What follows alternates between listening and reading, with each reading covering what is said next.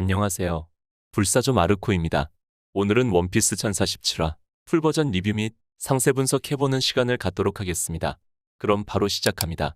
구독과 좋아요는 항상 힘이 됩니다. 이번 원피스 1047화의 제목은 도읍의 하늘입니다.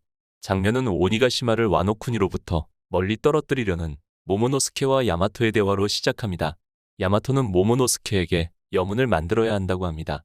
모모노스케는 자신도 그렇게 하고 싶지만 무리라고 말하며 미래로 날아오기 전 불타는 오뎅성을 회상합니다. 코즈키 토키, 즉 모모노스케의 어머니는 불타는 오뎅성에서 모모노스케에게 20년 후의 미래에서 반드시 코즈키 가문을 재흥시켜야 한다고 합니다. 토키의 시간 열매의 능력으로 히오리를 뺀 모모노스케와 아카야자 9남자 중 일부를 20년 후의 미래로 보내려고 합니다. 모모노스케는 혼자는 무리고 어머니와 히오리도 함께 가야 한다고 겁에 질려하는 상황입니다.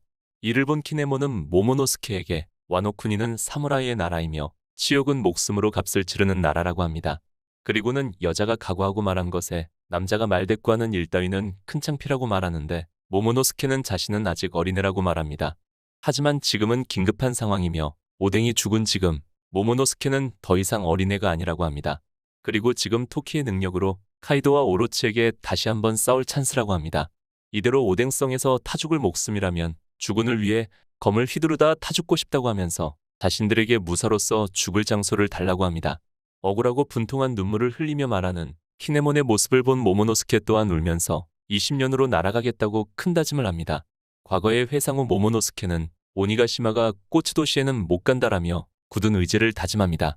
20년 전보다 훨씬 먼 과거에 태어나서 열매의 능력으로 미래로의 여행을 계속했다던 토키. 토키는 아마도 공백의 100년, 즉 800년 전에 태어난 인물이며 부모님의 고향인 와노쿠니에 도달하기 위해 시간 열매의 힘을 사용해서 800년 전부터 오뎅을 만날 때까지 시간이동을 반복해 지금의 미래로 왔습니다. 공백의 100년에 무슨 일이 있었으며 왜 토키는 시간 열매를 사용해 미래로 왔는지에 대한 내용은 밝혀진 바가 없습니다. 아마도 본인의 의지가 아닌 어떠한 이유로 인해 왔을 확률이 높습니다. 장면은 오니가시마 옥상, 루피와 카이도의 싸움으로 이어집니다. 번개를 쥔 루피의 모습을 보고 카이도는 엉망진창 전투라고 말하며 루피는 그런 카이도에게 고무고무 번개를 날려버립니다. 번개를 피한 카이도는 금세봉으로 까불거리는 루피를 날려버립니다. 카이도에게 날려진 루피는 떨어지는 번개를 잡아 그 반동으로 카이도를 공격하려고 하지만 또다시 카이도에게 당하는 루피. 카이도는 루피에게 악마의 열매 능력이 세계를 제압하는 일은 없다라고 하며 해적왕 골디로저가 그랬듯이 패기만이 모든 것을 능가한다라고 합니다. 카이도에 의해 땅으로 내리쳐진 루피는 땅으로 처박히지 않고 고무화된 땅의 반동으로 다시 튀어올라 카이도의 대위덕 4명 팔개를 맞고 하늘 위로 나가 떨어집니다. 하늘로 올라가는 루피는 손으로 카이도를 잡아보지만 용으로 변한 카이도는 루피에게 회오리 괴풍이라는 참격을 날립니다. 카이도가 고무의 약점인 참격을 날리는 걸로 보아 괜히 사왕이 아닌가 봅니다. 참격으로 고통을 받은 루피는 구름 위까지 올라가고 카이도는 죽은 골디로저에게 가라고 합니다. 장면은 다시 불축제를 즐기는 꼬츠도시 사람들. 꽃의 도시 사람들은 하늘배를 하늘에 날리며 불축제도 끝나가며 내일이면 또 노예의 일상으로 복귀하는 삶을 살고 있습니다. 사람들은 하늘배를 날리고 신나게 춤을 추며 또 1년을 더 살고 싶다라고 말을 합니다. 하늘로 올라가는 하늘배를 바라보는 토코는 하늘에 있는 토노야스인 아빠에게 닿기를 희망합니다. 토코는 스마일을 먹은 부작용으로 평생 웃기밖에 못하는 상황. 아빠에게 하늘배를 보내는 슬픈 장면에서도 억지로 웃어야 하는 슬픈 상황입니다. 불축제를 하고 있는 꼬츠도시 옆으로 오니가시마 섬이 보입니다. 구름 위에서 카이도를 붙잡고 있는 루피에게 카이도는 보로브레스를 날려버리는데 루피의 몸이 검게 타버렸습니다. 장면은 오니가시마 해골돔내 상황. 쓰러진 효고로는 일어서면서 부하들에게 너희는 어느 쪽이 좋냐라고 합니다. 밀짚모자가 카이도를 쓰러뜨리면 자신들은 추락해서 죽고 카이도가 이기면 우리는 살아남아서 노예가 되는 상황이라고 합니다. 하지만 효고로 부하들은 추락해서 죽어도 좋으니 밀짚모자가 카이도를 마음껏 두들겨 패줬으면 좋겠다고 합니다.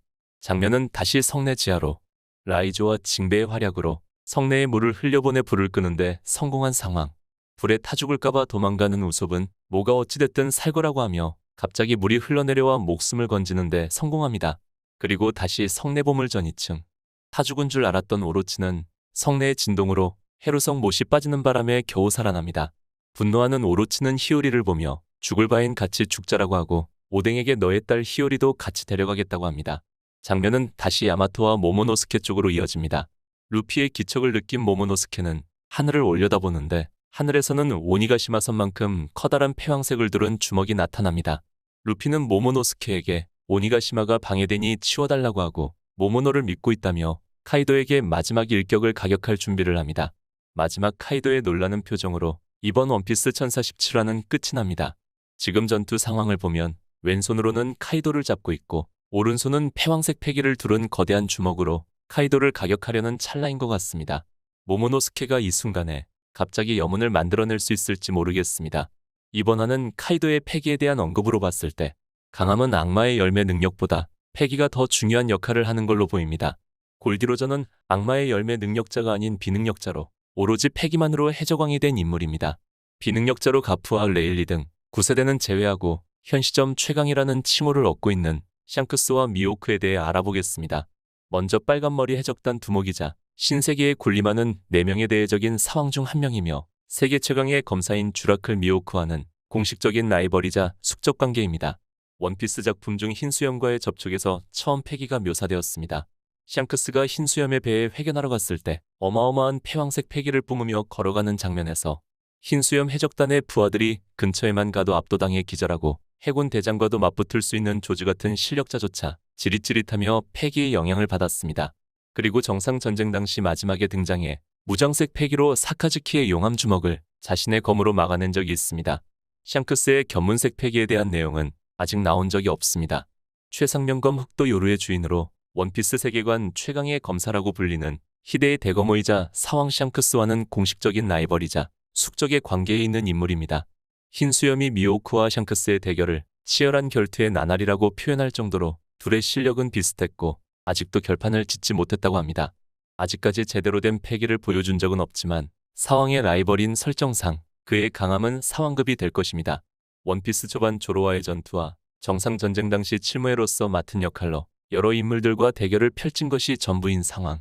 정상결전에서조차 제대로 싸우는 모습을 보여주지 않았으며 흑도 요루를 한번 휘두른 것으로 거대한 빙하가 두동강 난 장면으로 봤을 때 그의 강함을 느낄 수 있습니다. 전쟁을 끝내기 위해 난입한 샹크스와 빨간머리 해적단을 보더니 물러나 그의 전투 능력이 제대로 나오지 않았습니다. 그리고 미호크는 칠무회이면서 아직까지 현상금이 공개된 적이 없는 인물로 설정이 미스테리한 점이 있습니다.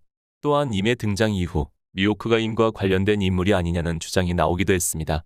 두 인물의 눈이 굉장히 흡사하고 샹크스가 오로성과 모종의 관계가 있다는 떡밥이 던져졌고 미호크가 샹크스의 라이벌로서 서로 대조되는 점이 상당히 많다 보니 임과 관련된 인물이 아니냐는 말이 있습니다.